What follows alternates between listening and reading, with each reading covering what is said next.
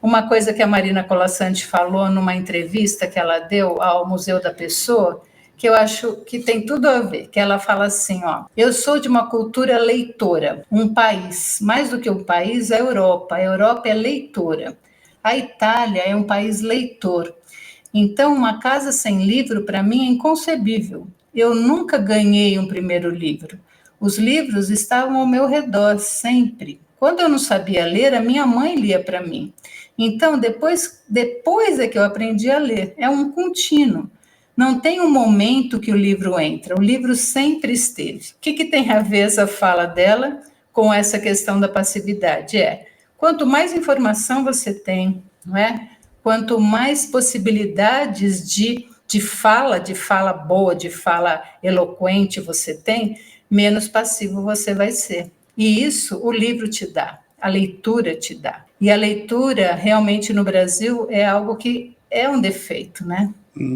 Comparativamente até com a Argentina, a gente tem menos, a Argentina é um país muito menor, a gente tem muito menos livrarias do que a Argentina.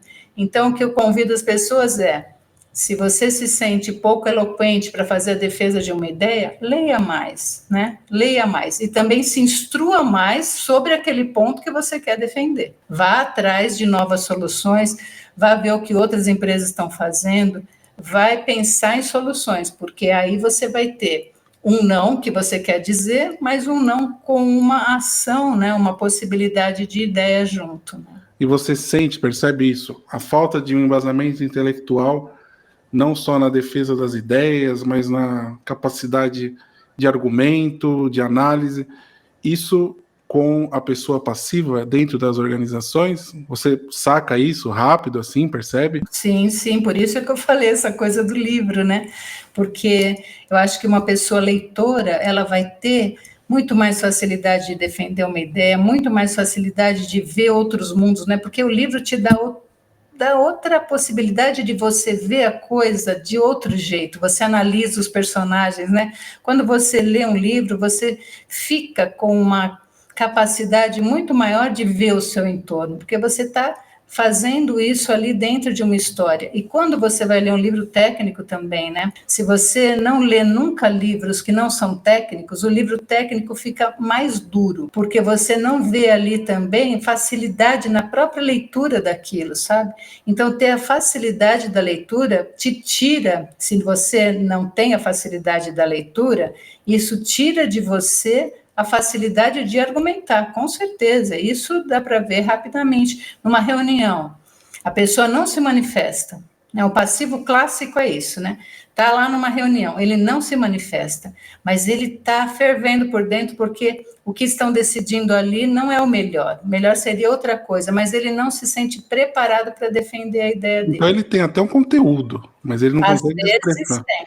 Né? Às vezes ele tem o conteúdo, mas ele não se expressa, não consegue se expressar. Então, a leitura não técnica daria isso para ele. Uhum. A leitura técnica dá o conteúdo, os cursos e etc. Mas, às vezes, mesmo tendo conteúdo, ele não tem a capacidade de se expressar. Às vezes, ele não tem o conteúdo também. Né? Então, tudo isso ele precisa ter para fazer a boa defesa das ideias, né? Não cai do céu. Eu não vou, eu sou contra. Por que você é contra? É porque eu sou contra, isso não é bom. Por que não é bom? Não sei, mas não é bom. Não, isso não é defesa de ideia, né? Então, para ter uma boa defesa de ideia, eu preciso ter boa argumentação, e para isso eu preciso estudar, a gente precisa ler, a gente precisa ir atrás das coisas, e não só estudar, mas fazer visitas, fazer coisas diferentes, né? Visitar outras empresas, raramente eu vejo alguém por iniciativa própria ir visitar algum lugar. Se a empresa mandou, ele vai. Mas ele querer ir é muito raro, sabe? Como que você faz esse crescimento, essa mudança? A partir, né, da leitura, você disse, a partir de outros estímulos, para ela entender que ela não tem capacidade de análise, que ela está fugindo ali da reta, vamos dizer assim, porque ela não sabe como argumentar a situação. Você tocou num ponto que, assim, em primeiro lugar, é preciso ter autoconhecimento, ou buscar o autoconhecimento, né? Como você havia dito antes, se a pessoa acha que ela não é passiva, se ela acha que ela é uma pessoa perfeita, que ela é uma pessoa boa, boazinha, né? Que o passivo normalmente, para um lado da história, ele é, para o outro lado não é. Mas se ele só se enxerga para aquele lado que ele se sente bonzinho, ele não se acha passivo e nem se acha com necessidade de fazer qualquer tipo de melhoria. Então, o primeiro passo é ele reconhecer que ele deve ser diferente. Esse é o primeiro passo. Depois, se ele quer fazer da leitura, por exemplo, um instrumento de melhora, ele não precisa ler um livro por dia. Se ele lê uma página de um livro, para quem não está acostumado a ler, né? Só uma página de um livro por dia, mas todos os dias. Veja, ele vai ler muitas páginas, né? Assim, no fim do mês, ele leu talvez assim um quarto de um livro. Em 3 meses, ele leu um livro inteiro. Se ele for gostando, ele não consegue ler um livro numa página só, não é? Que a gente está numa página, puxa, eu quero saber o que vai acontecer. Se ele pegar gosto por aquilo, ele vai se desenvolvendo na leitura, né? E ao se desenvolver na leitura, ele vai se desenvolver também na sua habilidade de fala. Isso é importante, porque a habilidade da fala nos dá mais coragem de enfrentar situações onde eu quero colocar a minha ideia, mas eu não sei como. E depois ele deve também escrever, tá? A escrita com a mão é muito importante para desenvolver a sua capacidade de fala, porque a mão tem uma ligação direta com o cérebro, isso é estudado pela neurociência hoje, importante. Então, quando você escreve com a mão, que argumentos que você quer, né, dar na defesa daquela sua ideia, isso vai fortalecer a sua capacidade de fala. Então, tem vários recursos, né, para que a pessoa se desenvolva, mas o primeiro ponto é ela perceber que ela precisa de mudança, né? E ela querer mudar, né, claro, né, isso é um direito de cada um ser do jeito que quiser ser, né? Mas tem as suas consequências, né? Tudo tem as suas consequências. E até é uma coisa que eu sempre penso assim, as pessoas têm dificuldade de fazer uma análise de imagem, né? Se a gente pega uma fotografia, lendo a fotografia da esquerda para a direita, as pessoas têm essa dificuldade.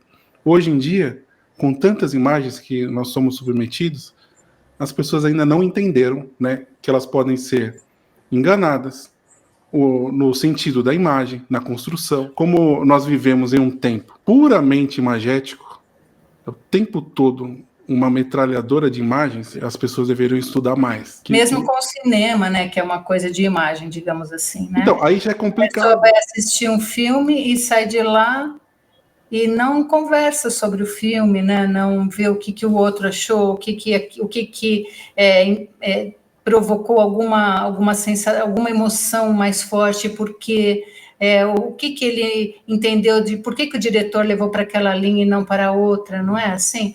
Então, acho que discutir sobre isso é tudo importante, né? Você vai numa exposição, num museu, você foi lá só para pôr um alfinetinho no teu mapa, né? Fui nesse museu, ou você foi para realmente experienciar algo que vai fazer alguma mudança em você, ou vai te provocar alguma reflexão sobre aquilo, sobre aquele tempo vivido, sobre aquelas pessoas que fizeram aquelas obras, né? Então, sem reflexão, não tem desenvolvimento, né? Então, a gente tem que provocar isso, eu acho que e é por isso que a oficina de liderança, ela usa bastante elementos da arte, sabe? Porque a gente entende que a arte, ela tem um poder de provocar essas reflexões e, às vezes, um pouco apartada da empresa, mas depois, quando você junta as coisas, ela tem uma conexão muito interessante, sabe? Provocativa. E acho que isso precisa ser feito, né?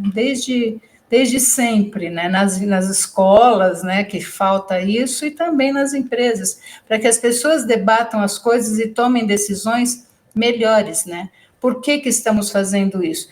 Por que eu estou fazendo isso? E isso está causando uma degradação no meio ambiente, e eu, empresa, preciso desse meio ambiente para sobreviver. Então, eu estou fazendo algo que vai me prejudicar também depois, né? Então, muitas vezes as empresas tomam as decisões super esquisitas, assim. Não é bom para aquele instante, mas para o instante seguinte já não será. Então, isso tudo é falta de debate mesmo, de análise, de compreensão, né? De uma imagem dali para cá.